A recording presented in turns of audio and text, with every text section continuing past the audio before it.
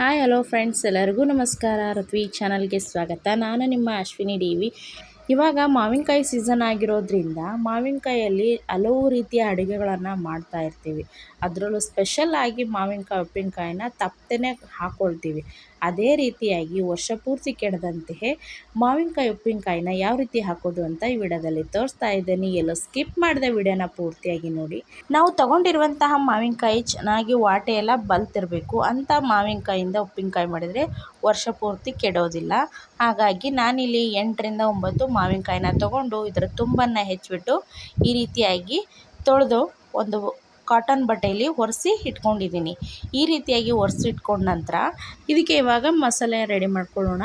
250 gram ಆಗುವಷ್ಟು ಸಾಸಿವೆ ಕಾಳನ್ನು ತೊಗೊಂಡಿದ್ದೀನಿ. ಇಷ್ಟಾದರೆ ಸಾಕಾಗುತ್ತೆ. ಸ್ವಲ್ಪ ಸಾಸಿವೆ ಕಾಳು ಜಾಸ್ತಿ ಇದ್ದರೆ ಮಸಾಲೆ ಕೂಡ ಚೆನ್ನಾಗಿ ಅನಿಸುತ್ತೆ. ಈ ರೀತಿಯಾಗಿ ನಾನಿವಾಗ ಇದನ್ನು ಮಿಕ್ಸಿ ಜಾರ್ಗೆ ಹಾಕ್ಕೊಂಡು 1 ಸ್ಪೂನ್ ಆಗುವಷ್ಟು ಮೆಂತ್ಯ ಕಾಳನ್ನು ಕೂಡ ಹಾಕ್ಕೊಂಡಿದ್ದೀನಿ. ಇದನ್ನು ಇವಾಗ ನುಣ್ಣಗೆ ಪುಡಿ ಮಾಡ್ಕೊಳ್ಳೋಣ. 2ರಿಂದ 3 ಹಿಡಿ ಆಗುವಷ್ಟು ಬೆಳ್ಳುಳ್ಳಿನ, ಜವಾರಿ ಬೆಳ್ಳುಳ್ಳಿ ತೊಗೊಂಡಿದ್ದೀನಿ. ನಿಮ್ಮ ಮನೇಲಿ ಯಾವುದಿದೆಯೋ ಅದೇ ಬೆಳ್ಳುಳ್ಳಿನ ಉಪಯೋಗಿಸಿ. ಇದನ್ನು ನೀವು ಸಿಪ್ಪೆ ಸುಲಿದಾದ್ರೂ ಒಗ್ಗರಣೆಗೆ ಹಾಕ್ಕೊಳ್ಬೋದು, ಅಥವಾ ಈ ರೀತಿಯಾಗಿ ಸಣ್ಣದಾಗಿರುವಂಥ ಬೆಳ್ಳುಳ್ಳಿ ಸಿಪ್ಪೆ ಬಿಡಿಸೋಕ್ಕೆ ಚೆನ್ನಾಗಾಗಲ್ಲ ಅಂದು ಈ ರೀತಿಯಾಗಿ ಸ್ವಲ್ಪ ಜಜ್ಜಿಬಿಟ್ಟು ಇಟ್ಕೊಳ್ತಾ ಇದ್ದೀನಿ. 2ರಿಂದ 3 ಹಿಡಿ ಆಗುವಷ್ಟು ಬೆಳ್ಳುಳ್ಳಿ ತೊಗೊಂಡು ಈ ರೀತಿಯಾಗಿ ಸ್ವಲ್ಪ ಕ್ರಷ್ ಮಾಡಿ ಇಟ್ಕೊಂಡಿದ್ದೀನಿ.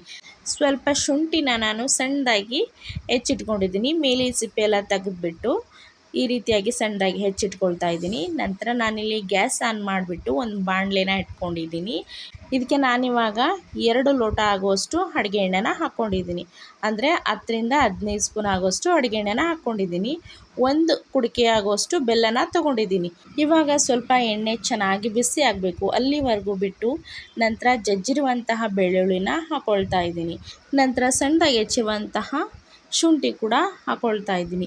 ಶುಂಠಿ ಮತ್ತು ಬೆಳ್ಳುಳ್ಳಿ ಹಸಿ ವಾಸನೆ ಹೋಗುವವರೆಗೂ ನಾವು ಎಣ್ಣೆಯಲ್ಲಿ ಚೆನ್ನಾಗಿ ಫ್ರೈ ಆಗಬೇಕು. ಅಲ್ಲಿವರೆಗೂ ನಾವು ಈ ರೀತಿಯಾಗಿ ಫ್ರೈ ಮಾಡ್ಕೊಳ್ಬೇಕಾಗುತ್ತೆ. ಬೆಳ್ಳುಳ್ಳಿ ಸ್ವಲ್ಪ ಕಲರ್ ಚೇಂಜ್ ಆಗೋವರೆಗೂ ನಾವು ಚೆನ್ನಾಗಿ ಈ ರೀತಿಯಾಗಿ ಫ್ರೈ ಮಾಡ್ಕೊಳ್ಬೇಕಾಗುತ್ತೆ. ಇಲ್ಲಾಂದರೆ ಹಸಿ ವಾಸನೆ ಆಗೇ ಇರುತ್ತೆ. ಉಪ್ಪಿನಕಾಯಲ್ಲಿ ಅಷ್ಟು ಟೇಸ್ಟ್ ಅನಿಸಲ್ಲ. ಇದು ಸ್ವಲ್ಪ ಹೊತ್ತು ಚೆನ್ನಾಗಿ ಫ್ರೈ ಆದ್ರೇ ತುಂಬ ಟೇಸ್ಟ್ ಅನಿಸುತ್ತೆ. ಹಾಗಾಗಿ ನಾವು ಇದನ್ನು ಬೆಳ್ಳುಳ್ಳಿನ ಎಣ್ಣೆಯಲ್ಲಿ ಚೆನ್ನಾಗಿ 5ರಿಂದ 10 ನಿಮಿಷದವರೆಗೂ ನಾವು ಚೆನ್ನಾಗಿ ಫ್ರೈ ಮಾಡ್ಕೊಳ್ಬೇಕಾಗುತ್ತೆ. ಇವಾಗ ಚೆನ್ನಾಗಿ ಫ್ರೈ ಆದ ನಂತರ ನಾನು ಪಾತ್ರೆನ ಕೆಳಗಿಳಿಸಿದ್ದೀನಿ. ಇದಕ್ಕೆ ಒಂದು ಅರ್ಧ ಸ್ಪೂನ್ ಆಗುವಷ್ಟು ಅರಿಶಿನ ಪುಡಿ ಕೂಡ ಹಾಕ್ಕೊಂಡು ಚೆನ್ನಾಗಿ ಮಿಕ್ಸ್ ಮಾಡ್ಕೊಳ್ತಾ ಇದ್ದೀನಿ.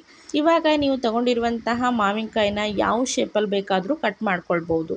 ನಮಗೆ ಈ ರೀತಿಯಾಗಿ ಸ್ವಲ್ಪ ಚೌಕಾಕಾರವಾಗಿ ನಮಗೆ ಮಾವಿನಕಾಯಿ ಇದ್ದರೆ ಸ್ವಲ್ಪ ದೊಡ್ಡ ಪ್ರಮಾಣದಲ್ಲಿಯೇ ನೀವು ಮಾವಿನಕಾಯಿನ ಕಟ್ ಮಾಡ್ಕೊಳ್ಳಿ. ಯಾಕಂದರೆ ಅದು ಸ್ವಲ್ಪ ಕಳೆದ ಮೇಲೆ ಸ್ವಲ್ಪ ಸಣ್ಣದು ಅನಿಸುತ್ತೆ. ಹಾಗಾಗಿ ನಾವು ಮಾವಿನಕಾಯಿನ ಸ್ವಲ್ಪ ದೊಡ್ಡ ಪ್ರಮಾಣದಲ್ಲೇ ಕಟ್ ಮಾಡ್ಕೊಳ್ತಾ ಇದ್ದೀನಿ. ಇವಾಗ ಎಲ್ಲ ಮಾವಿನಕಾಯಿನೂ ಕಟ್ ಮಾಡಿ ಎತ್ತಿಟ್ಕೊಂಡಿದ್ದೀನಿ. ನಂತರ ಸಾಸಿವೆ ಕಾಳು ಮತ್ತು ಮೆಂತ್ಯ ಕಾಳನ್ನು ನುಣ್ಣಗೆ ಪುಡಿ ಮಾಡಿ ಇಟ್ಕೊಂಡಿದ್ದೀನಿ.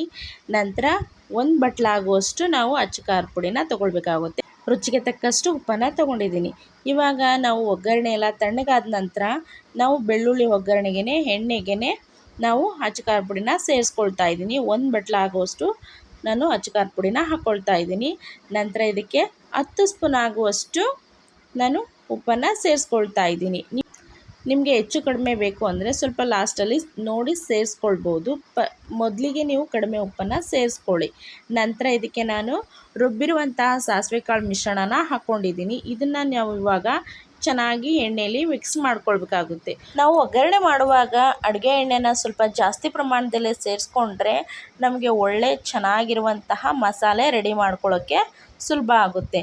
ಇವಾಗ ನಾವು ಅಡುಗೆ ಎಣ್ಣೆಯಲ್ಲಿ ಎಲ್ಲ ಮಸಾಲೆನೂ ಉಪ್ಪು, ಖಾರ ಮತ್ತು ಮಸಾಲೆ ಎಲ್ಲ ಚೆನ್ನಾಗಿ ಮಿಕ್ಸ್ ಮಾಡ್ಕೊಂಡ ನಂತರ ಇದಕ್ಕೆ ನಾನಿವಾಗ 1 ಕುಡಿಕೆ ಬೆಲ್ಲನ ಹಾಕ್ಕೊಳ್ತಾ ಇದ್ದೀನಿ. ನೀವು ಬೆಲ್ಲನ ತುರಿದ್ಬಿಟ್ಟಾದರೂ ಹಾಕ್ಕೊಳ್ಬೋದು, ಅಥವಾ ಸಣ್ಣದಾಗಿ ಜಜ್ಜಿಬಿಟ್ಟಾದರೂ ಹಾಕ್ಕೊಳ್ಬೋದು. ಇದನ್ನು ಈ ರೀತಿಯಾಗಿ ಮಸಾಲೆಯಲ್ಲಿ ಚೆನ್ನಾಗಿ ಮಿಕ್ಸ್ ಮಾಡ್ಕೊಳ್ಬೇಕಾಗುತ್ತೆ. ಬೆಲ್ಲವನ್ನು ನೀವು ಕಡಿಮೆ ಪ್ರಮಾಣದಲ್ಲಿ ಸೇರಿಸ್ಕೊಳ್ಳಿ. ಉಪ್ಪಿನಕಾಯಿ ಯಾವಾಗಲೂ ಉಪ್ಪು ಮತ್ತು ಖಾರದಿಂದ ಜಾಸ್ತಿ ಕೂಡಿರಬೇಕು. ಆವಾಗಲೇ ಅದರ ಟೇಸ್ಟು ತುಂಬಾ ರುಚಿಯಾಗಿರುತ್ತೆ. ಮತ್ತು ನಾವು ಸಾಸಿವೆ ಕಾಳು ಎಷ್ಟು ಚೆನ್ನಾಗಿ ಹಾಕ್ತೀವೋ ಅಷ್ಟು ಚೆನ್ನಾಗಿ ನಮಗೆ ಮಸಾಲೆ ಕೂಡ ರೆಡಿ ಆಗುತ್ತೆ. ಇವಾಗ ನನಗೆ ಸ್ವಲ್ಪ ಖಾರದ ಪುಡಿ ಕಡಿಮೆ ಅನಿಸ್ತು. ಹಾಗಾಗಿ ನಾನು 1 ಸ್ಪೂನ್ ಆಗುವಷ್ಟು ಅಚ್ಚ ಖಾರದ ಪುಡಿನ ಸೇರಿಸ್ಕೊಂಡಿದ್ದೀನಿ. ನಂತರ ಇದನ್ನು ಕೂಡ ಮಿಕ್ಸ್ ಮಾಡಿಕೊಂಡು ಇದಕ್ಕೆ ನಾವು ಸಣ್ಣದಾಗಿ ಹೆಚ್ಚಿರುವಂತಹ ಮಾವಿನಕಾಯಿ ಪೀಸ್ನ ಹಾಕಿಬಿಟ್ಟು ಚೆನ್ನಾಗಿ ಈ ರೀತಿಯಾಗಿ ಮಿಕ್ಸ್ ಮಾಡ್ಕೊಳ್ಬೇಕಾಗುತ್ತೆ. ಇವಾಗ ಎಲ್ಲ ಮಾವಿನಕಾಯಿಗೂ ಈ ಮಸಾಲೆ ಹತ್ತುವ ರೀತಿಯಲ್ಲಿ ನಾವು ಚೆನ್ನಾಗಿ ಮಿಕ್ಸ್ ಮಾಡ್ಕೊಳ್ಬೇಕು. ಇದಕ್ಕೆ ಯಾವುದೇ ರೀತಿಯ ನೀರಾಗಲಿ ಅಥವಾ ಹಸಿಯಾಗಿರುವಂತಹ ಅಡುಗೆ ಎಣ್ಣೆ ಆಗಲಿ ಹಾಕಬಾರ್ದು. ಇದೇ ಮಸಾಲೆಯಲ್ಲಿ ನಾವು ಚೆನ್ನಾಗಿ ಈ ರೀತಿಯಾಗಿ ನಿಧಾನವಾಗಿ ಮಿಕ್ಸ್ ಮಾಡ್ಕೊಳ್ಬೇಕು. ಇದು ಇವಾಗ ಚೆನ್ನಾಗಿ ಮಿಕ್ಸ್ ಆಗೋ ರೀತಿಲಿ ನಾವು ಒಂದು ಸೌಟಿನ ಸಹಾಯದಿಂದ ನಿಧಾನವಾಗಿ ಎಲ್ಲ ಮಾವಿನಕಾಯಿಗೂ ಮಸಾಲೆ ಹತ್ತೋ ರೀತಿಲಿ ಚೆನ್ನಾಗಿ ಮಿಕ್ಸ್ ಮಾಡಿಕೊಳ್ಬೇಕು. ಇದೇ ಕ್ವಾಂಟಿಟಿಯಲ್ಲಿ ನೀವು ಕೂಡ ಉಪ್ಪಿನಕಾಯಿ ಮಾಡಿಕೊಂಡ್ರೆ ತುಂಬಾ ಟೇಸ್ಟಾಗಿರುತ್ತೆ ಮತ್ತು ಇದು ಈ ರೀತಿ ಉಪ್ಪಿನಕಾಯಿ ಹಾಕಿದರೆ ಕೆಡುವ ಸಾಧ್ಯತೆ ಕಡಿಮೆ. ಹಾಗಾಗಿ ನೀವು ಈ ರೀತಿಯಾಗಿ ಉಪ್ಪಿನಕಾಯಿನ ಮನೆಯಲ್ಲಿ ಸುಲಭವಾಗಿ ಮಾಡ್ಕೊಳ್ಳಿ. ನಿಮಗೆ ಮಾವಿನಕಾಯಿ ಉಪ್ಪಿನಕಾಯಿ ಹಾಕೋಕ್ಕೆ ಬರದೇ ಇರೋರು ಕೂಡ ಈ ವಿಡಿಯೋ ನೋಡಿಕೊಂಡು ತುಂಬ ಸುಲಭವಾಗಿ ನೀವು ಮಾವಿನಕಾಯಿ ಉಪ್ಪಿನಕಾಯಿನ ಹಾಕೋದು ಕಲಿಬೋದು. ಇವಾಗ ಇದನ್ನೇ ನೀವು ಒಂದು ಬಿಸ್ನೆಸ್ ಆಗು ಕೂಡ ಸ್ಟಾರ್ಟ್ ಮಾಡ್ಕೊಳ್ಬೋದು. ಉಪ್ಪಿನಕಾಯಿ ಸೀಸನ್ನಲ್ಲಿ ಈ ರೀತಿಯಾಗಿ ಮಾವಿನಕಾಯಿಯಿಂದ ಉಪ್ಪಿನಕಾಯಿ ರೆಡಿ ಮಾಡಿಕೊಂಡು ನೀವು ಹೊಸದಾಗಿ ಬಿಸ್ನೆಸ್ ಕೂಡ ಮಾಡ್ಕೊಳ್ಬೋದು. ಇದೇ ರೀತಿಯಾಗಿ ಹಲವು ರೀತಿಯ ನೀವು ಉಪ್ಪಿನಕಾಯಿ ಹಾಕ್ಕೊಂಡು ವರ್ಷ ಪೂರ್ತಿ ಕೆಡದಂತೆ ಸ್ಟೋರ್ ಮಾಡಿ ಇಟ್ಕೊಳ್ಬೋದು. ಈ ರೀತಿಯಾಗಿ ಮಾವಿನಕಾಯಿನ ಮಸಾಲೆಯಲ್ಲಿ ಚೆನ್ನಾಗಿ ಮಿಕ್ಸ್ ಮಾಡಿದ ನಂತರ ನೀವೇ ನೋಡ್ತಾ ಇದ್ದೀರಾ ಮಸಾಲೆ ಎಲ್ಲ ಎಷ್ಟು ಚೆನ್ನಾಗಿ ಮಾವಿನಕಾಯಿಗೆ ಹೊಂದ್ಕೊಂಡಿದೆ ಅಂತ. ಇನ್ನು ನೆಕ್ಸ್ಟ್ ಟೈಮ್ ಇದು ಚೆನ್ನಾಗಿ ಕಳಿತ ಮೇಲೆ ಇನ್ನೂ ಚೆನ್ನಾಗಿ ಕೂಡ ಕಾಣಿಸ್ತಾ ಇದೆ. ಇದನ್ನು ನೀವು ಅನ್ನಕ್ಕೂ ಕೂಡ ಇದರ ರಸನ ಹಾಕ್ಕೊಂಡು ಊಟ ಮಾಡ್ಬೋದು, ತುಂಬಾ ಟೇಸ್ಟಾಗಿರುತ್ತೆ. ಹಾಗಾಗಿ ನಂತರ ನಾನು ಇದನ್ನು ಒಂದು ಬಾಕ್ಸಲ್ಲಿ ಹಾಕಿ ಸ್ಟೋರ್ ಮಾಡಿ ಇಟ್ಕೊಳ್ತಾ ಇದ್ದೀನಿ. ನೀವು ಇದನ್ನು ಹಾಗೆ ಹೊರಗಡೆ ಆದರೂ ಬಾಕ್ಸನ್ನು ಇಡ್ಬೋದು ಅಥವಾ ಫ್ರಿಜ್ಜಲ್ಲಾದರೂ ಇಟ್ಕೊಳ್ಬೋದು. ನಮ್ಮ ಉತ್ತರ ಕರ್ನಾಟಕದ ಸ್ಪೆಷಲ್ ಆಗಿರುವಂತಹ ಮಾವಿನಕಾಯಿ ಉಪ್ಪಿನಕಾಯಿನ ಈ ವಿಡಿಯೋದಲ್ಲಿ ತೋರಿಸಿದ್ದೀನಿ ಯಾವ ರೀತಿ ಹಾಕೋದು ಅಂತ. ಇದಕ್ಕೆ ಮಸಾಲೆ ಏನು ಜಾಸ್ತಿ ಹಾಕೋ ಅವಶ್ಯಕತೆ ಇಲ್ಲ. ಇಷ್ಟೇ ಮಸಾಲೆಯಲ್ಲಿ ತುಂಬ ಪರ್ಫೆಕ್ಟ್ ಆಗಿರುವಂತಹ ರುಚಿಕರವಾಗಿರುವಂತಹ ಮಾವಿನಕಾಯಿ ಉಪ್ಪಿನಕಾಯಿನ ನೀವು ಕೂಡ ಮನೇಲಿ ಹಾಕಿ ಒಮ್ಮೆ ಟ್ರೈ ಮಾಡಿ. ತುಂಬಾ ರುಚಿಯಾಗಿರುತ್ತೆ ಮತ್ತು ಆರೋಗ್ಯಕ್ಕೂ ಕೂಡ ತುಂಬಾ ಒಳ್ಳೆಯದು. ನಾವು ಮಾರ್ಕೆಟಲ್ಲಿ ಸಿಗುವಂತಹ ಉಪ್ಪಿನಕಾಯಿನ ತೊಗೊಂಡು ಊಟ ಮಾಡೋದಕ್ಕಿಂತ ನಾವು ಮನೆಯಲ್ಲೇ ಇರುವಂತಹ ಪದಾರ್ಥಗಳನ್ನು ಹಾಕ್ಕೊಂಡು ಉಪ್ಪಿನಕಾಯಿ ರೆಡಿ ಮಾಡ್ಕೊಳ್ಳೋದು ತುಂಬಾ ಆರೋಗ್ಯಕ್ಕೆ ಒಳ್ಳೆಯದು ಅಂತ ಹೇಳ್ಬೋದು.